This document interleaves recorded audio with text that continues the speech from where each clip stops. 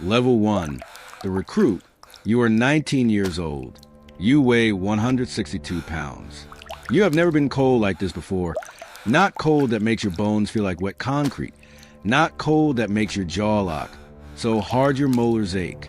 It is 3:47 in the morning at Naval Special Warfare Command in Coronado, California, and the Pacific Ocean is 58 degrees Fahrenheit. The instructors call it surf torture. You will call the best case scenario BUD/S, Basic Underwater Demolition/SEAL Training. Lasts 24 weeks. Only about 25% of those who start will finish. Those are the official numbers. What the brochure doesn't tell you is that most people quit not because they can't do the push-ups. They quit because of the noise inside their own head. You entered as an E-1 or E-2, making $1,833 a month before taxes. You sleep 4 hours on a good night. Your meals are inhaled standing up. The instructors are not cruel. They are precise. They are looking for something that cannot be measured on a PT test. The ability to suffer without drama. Hell Week begins on a Sunday night. You will not sleep for 5.5 days. You will burn through approximately 7,000 calories a day and receive rations that cover maybe 3,000. Your body will start consuming itself. This is by design. The surprising fact is that the students who quit most often are not the weakest physically. A naval postgraduate school study found that the best predictor of completion was not bench press or swim time. It was a psychological trait called hardiness. The belief that you can control outcomes, that challenges are opportunities, that commitment matters more than comfort. You don't know any of this at 3:47 a.m. You only know the water is coming again. The man next to you, the one from Oklahoma who hasn't stopped shivering for 11 hours, just walked up the brass bell in the middle of the compound and rang it 3 times. He drops his helmet in the line of quitters' helmets, which now numbers 37. You don't look at him. You can't afford to. Level 2, SEAL Qualification Training. The operator in progress. You survived BUD/S. You are now one of roughly 250 men per year who make it to SQT, SEAL Qualification Training, a 26-week curriculum that takes everything Hell Week built and adds the tools to make it lethal. You learn combat diving, closed-circuit rebreathers that produce no bubbles, allowing you to approach a target vessel in complete silence.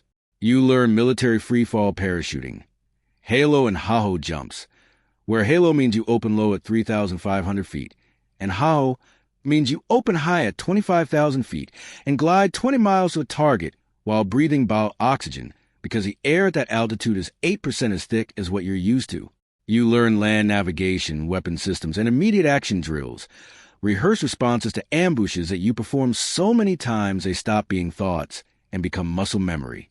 Your pay grade is E3 or E4. You make between $2,100 and $2,800 a month. Combat diver pay adds $340. Jump pay adds $150. You are learning skills that private military contractors will one day pay $1,200 a day for. The moral compromise arrives quietly. You are in a land navigation exercise in the Nilan Desert, 115 degrees, and your partner has heat exhaustion. The instructor tells you the exercise continues. You understand now that the training is not designed to keep you comfortable or safe. It is designed to simulate the conditions under which you'll be asked to make decisions about other people's lives while your own body is in collapse. You pass SQT. You receive your trident, the Gold Special Warfare insignia, nicknamed the Budweiser because of the eagle holding a trident, an anchor, and a flintlock pistol. It weighs 1.4 ounces.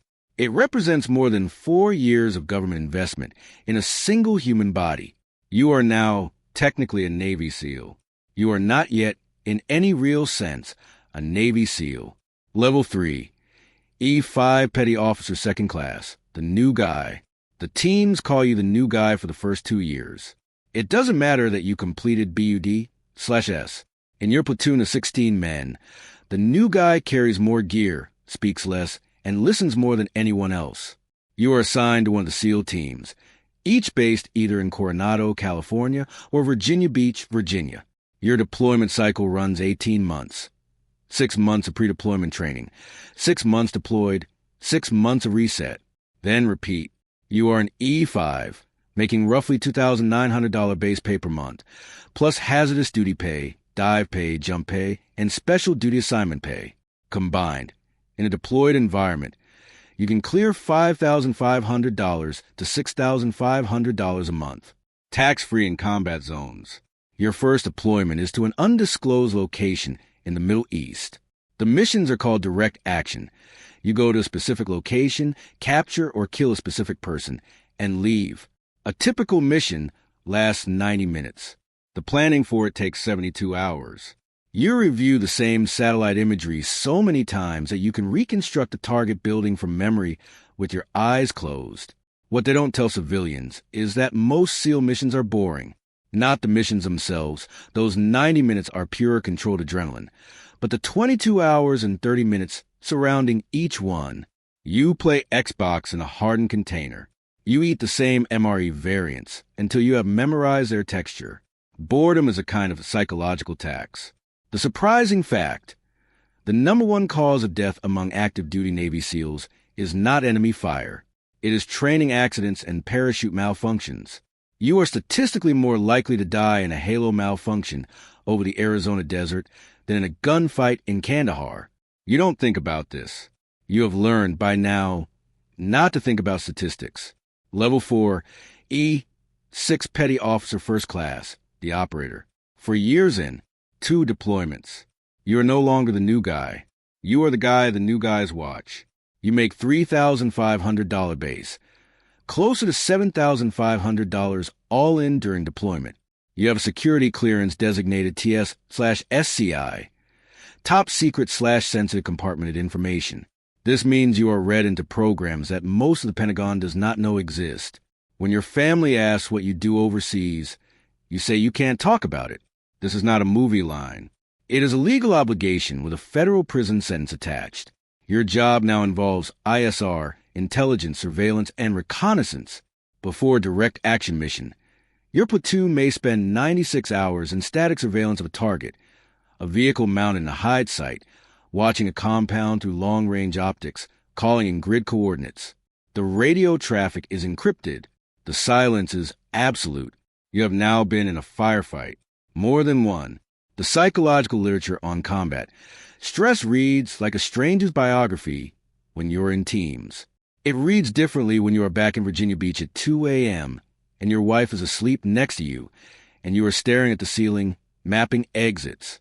The divorce rate among Special Operations Forces is approximately 80% by the 10-year mark. Your marriage is 3 years old. The math is not reassuring. The cumulative load of carrying an 80-pound kit across uneven terrain, of blast exposure from breaching charges and IEDs, of thousands of hours of high-impact training. It is not subtle.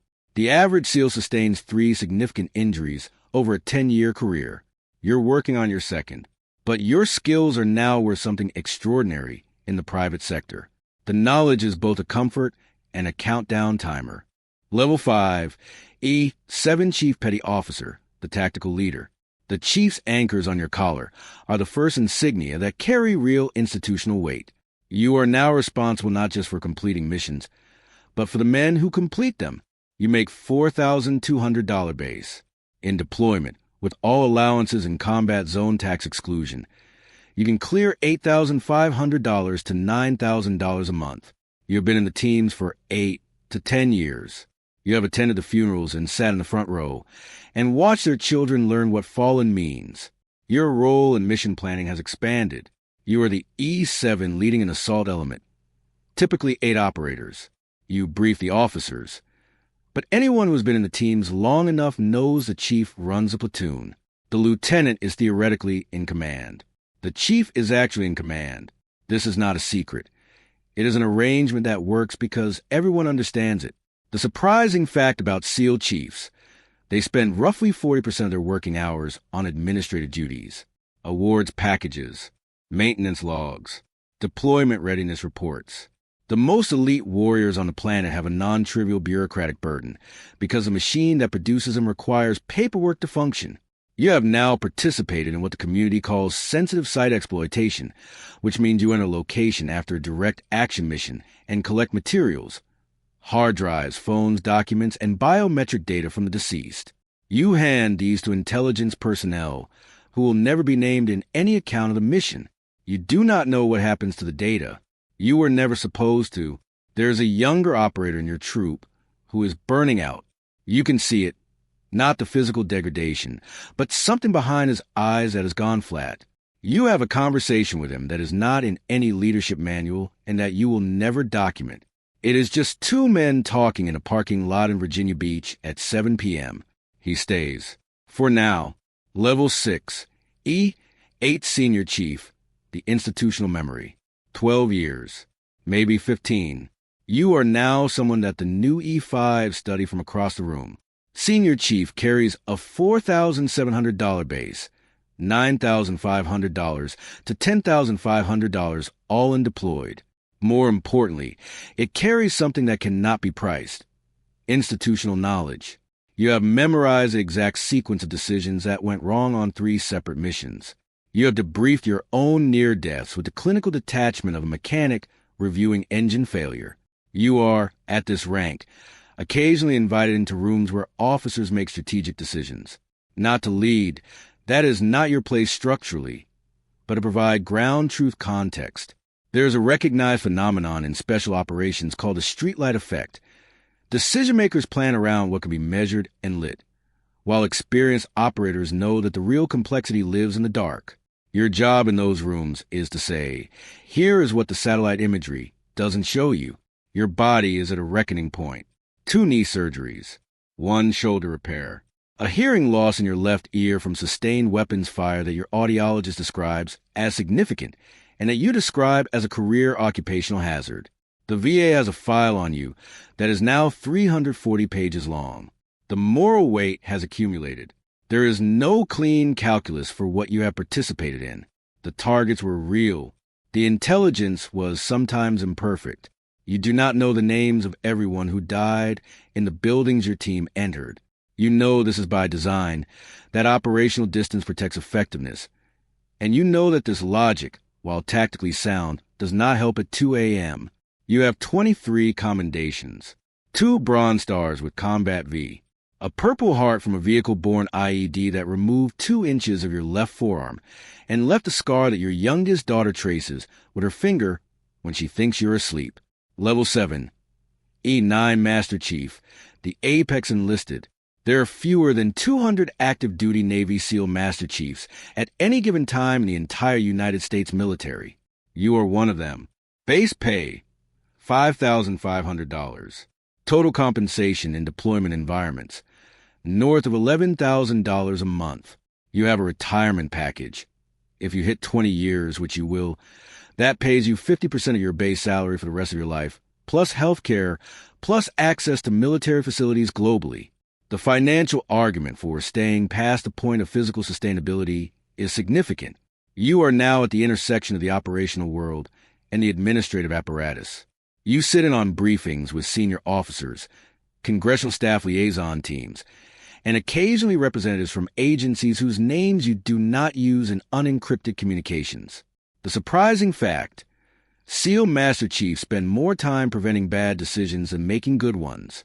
The institutional knowledge you carry exists primarily to stop the cycle from repeating its worst moments. When a 26-year-old lieutenant wants to push a mission timeline because of pressure from above, it is the Master Chief who says, "Here's the last 3 times we did this under those conditions. Here's what happened." You have watched the community's culture shift. The social media era has introduced something the team spent decades deliberately avoiding: visibility. There are now former SEALs with millions of followers, podcasts, supplement brands, books, political campaigns. The Trident has become a marketing asset. You have opinions about this that you keep almost entirely to yourself. Your marriage survived. You are not entirely sure how. Your eldest son is 21. He has been asking you questions that you answer carefully and partially. Level 8, Warrant Officer, the Technical Master.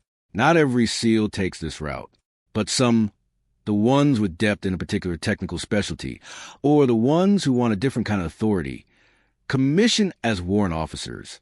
You are CW03 or CW04. You exist in a structural space that makes junior officers uncomfortable. You have more experience than most of them, more tactical credibility than all of them, and you technically report to some of them. Warrant officers in special operations often specialize in intelligence integration, communications, or advanced weapon systems. You are a subject matter expert in a capability that the DoD has classified at a level that precludes you from discussing it with anyone outside a specific SCI compartment. There are fewer than 40 people in the United States military who have operational experience with what you do.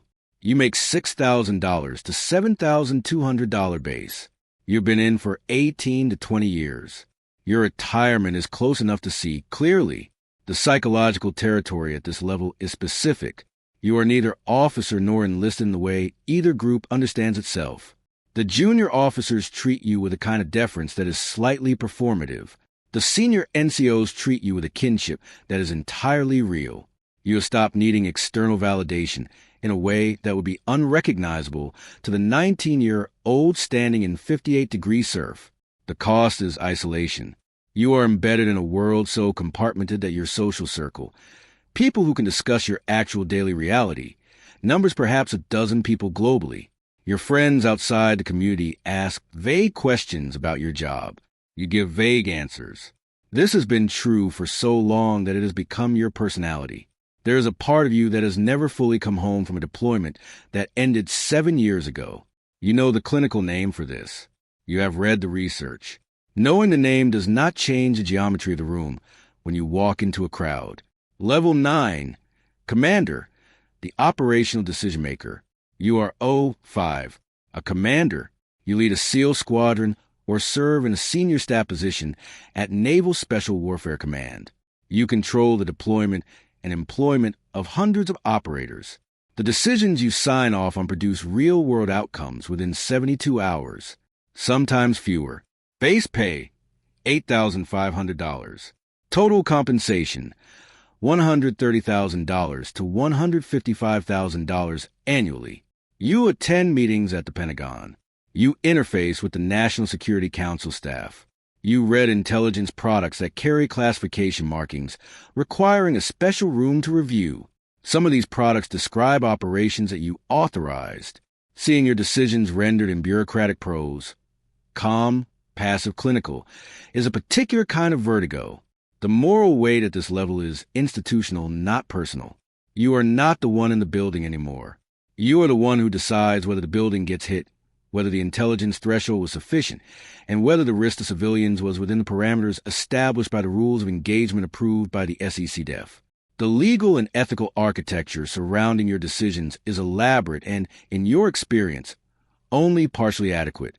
There have been 3 significant incidents during your tenure that were investigated at some level. All 3 were found to be within policy. You have your own assessments of all 3 that you have never shared with anyone holding a political appointment. The surprising fact about commanders at this level, the thing that keeps most of them from sleeping is not fear of the enemy. It is the paperwork generated when something goes wrong.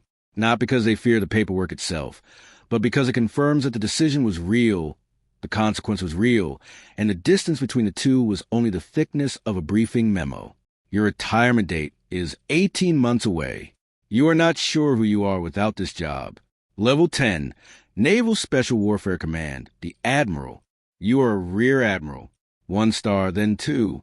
You command Naval Special Warfare Command, the institutional apex of the entire SEAL enterprise. You are responsible for approximately 10,000 personnel. Your annual budget exceeds $1.3 billion. You testify before the Senate Armed Services Committee. You brief the chairman of the Joint Chiefs. You attend the National Security Council Principals Committee when SOCOM operations are on the agenda. You have shaken hands with 2 presidents. Base pay, $16,800. Total compensation, including allowances, $200,000 plus annually. You are driven to appointments. Your security detail is 3 personnel who were, until recently, your subordinates. Here is the devastating irony that no one tells you about when you are 19 years old standing in the surf of Coronado. The Admiral commands everything and controls almost nothing. Every operation requires interagency coordination. Every sensitive mission requires political authorization that moves through layers you cannot accelerate. You spent 25 years developing the ability to act with speed and precision, and the job at the top of your entire profession requires you to wait, to build consensus, to manage relationships with people who have never once been cold in 58-degree water and who will never understand, in their bones, what you are asking your operators to do. The operators in the field make the real decisions in the real seconds that matter. You make the decisions that determine which field they go to and under which constraints. The gap between those two things, between tactical reality and strategic authority, is the loneliest place you have ever occupied. You cannot discuss the programs that matter most at a dinner party. Your memoir, if you wrote one, and you won't, because the classification apparatus will remove 40% of it, would be a book with too many redacted pages to read coherently. The most powerful position in one of the most elite military organizations on Earth comes with a mandatory retirement timeline. You will leave this chair. Your replacement is already being identified. The institution will continue without you with the same precision that it continued without the man before you. You were never the institution. You were just the person currently responsible for it. Somewhere in Coronado, California, it is 3:47 in the morning. The water temperature is 58 degrees. A class of students is standing in the surf, some of them 19 years old, some 24, all of them believing, in this moment, that the suffering is the point. It is not. The suffering is just the door. What waits on the other side is a machine built to produce men capable of reaching level 10. And the machine does not care about the individual parts. It cares about the output.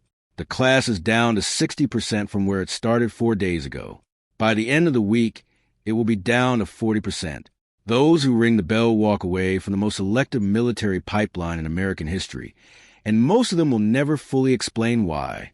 Those who stay will spend the next 20 or 30 years becoming something that has no exact civilian equivalent and no clean emotional translation. One of them, standing in the water right now, will eventually sit in the Admiral's chair. He does not know this yet. He only knows the water is coming again. He does not move toward the bell. In 25 years, a different class will be standing in this same water. The cycle does not end. The bell does not rust.